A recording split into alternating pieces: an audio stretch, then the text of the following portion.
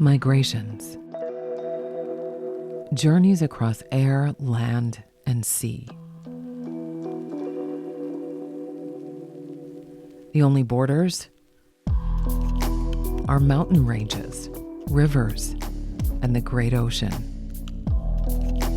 Guided by an internal compass, birds follow the magnetic field of planet Earth. Scientists call this ability magnetoreception. Our observations of birds and other wildlife reveal a realm hidden from our senses. As we learn more about the subtle functions of avian eyes, we begin to see the world through a new lens. We begin to understand the interconnection between life on Earth and the invisible forces that help guide life on Earth.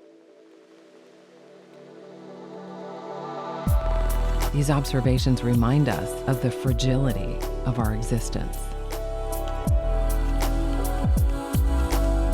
By studying the migration habits of birds, turtles, and whales, we gain a better understanding of our planet and the systems which guide life on Earth.